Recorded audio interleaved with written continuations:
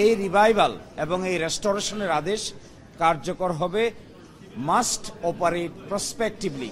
আগামীতে এটি কার্যকর হবে, বর্তমান সময়ে এটি কার্যকর হবে না।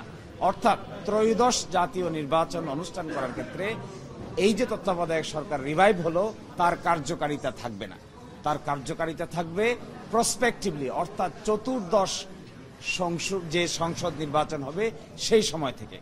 আর এই ব্যাপারে আমাদের কথা হলো 1984 সালে, আজ থেকে 41 বছর আগে, বাংলাদেশ জামায়াত ইসলামীর পক্ষ থেকে নির্দলীয় নিরপেক্ষ তত্ত্বাবধায়ক সরকারের প্রথম প্রস্তাব দেওয়া হয়েছিল।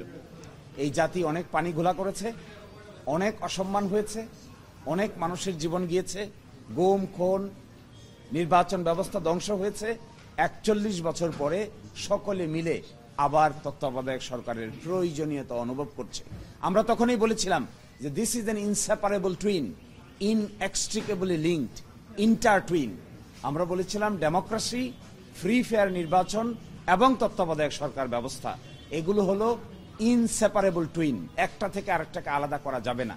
একটা পিলার ছাড়া যেরকম ঘর দাঁড়িয়ে থাকা যায় না, কেয়ারটেকার গভর্নমেন্ট হলো এরকম একটা পিলার।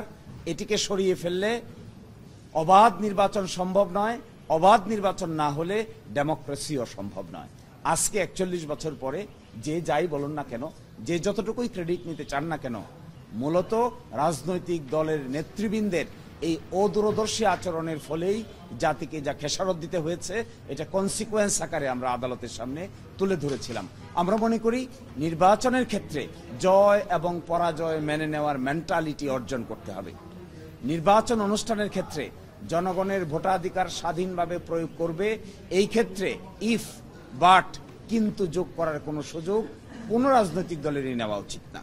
আমরা এটাও মনে করি, আমরা যখন এই তত্ত্বাবধায়ক সরকার চেয়েছিলাম, আমরা ব্যক্তিগত কোনো স্বার্থ, কোনো দলীয় স্বার্থের জন্য চাইনি।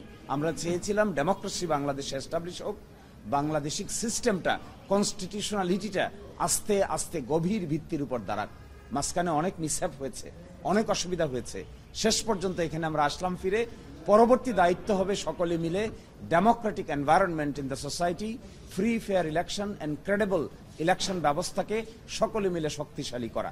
এখানে দলগত বিষয় নয়, জামাত কিংবা বিএনপি বা অন্য দলের বিষয় নয়, রাষ্ট্রের বিষয়, সংবিধানের বিষয়। So we hope the country will run in a very Democratic atmosphere in near future, এবং সেখানে ফ্রি ফেয়ার ইলেকশনই হবে রাষ্ট্র চালানোর মূল মন্ত্র। আমাদের পক্ষ থেকে এতটুকুই আমাদের কমেন্ট।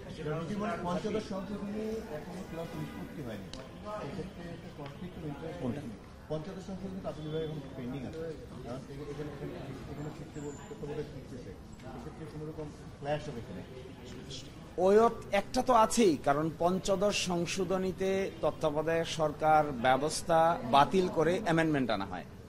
এই অ্যামেন্ডমেন্টটাকে আমাদের হাইকোর্ট ডিভিশন বাতিল ঘোষণা করেছেন। আংশিকভাবে তত্ত্বাবধায়ক সংক্রান্ত পোড়াটাকেই বাতিল করেছেন।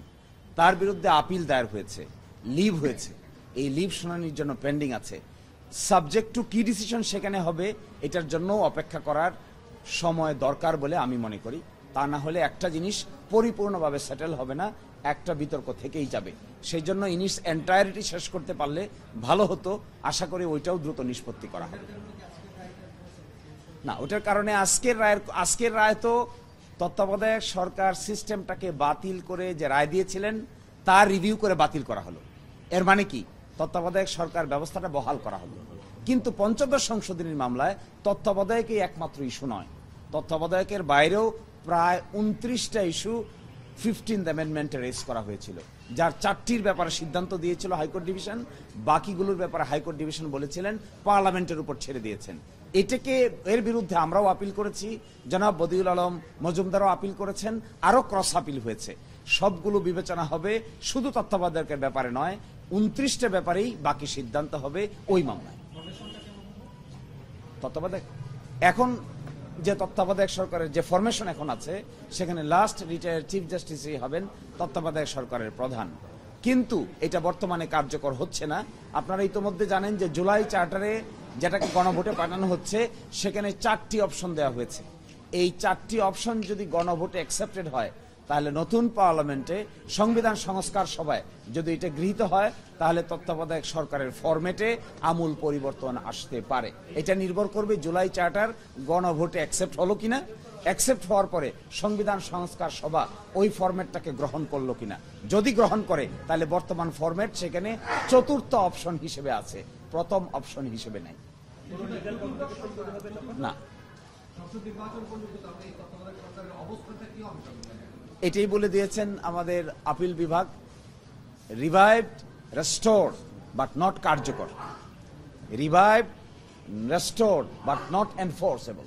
কার্যকর না, কার্যকর হবে প্রসপেক্টিভলি।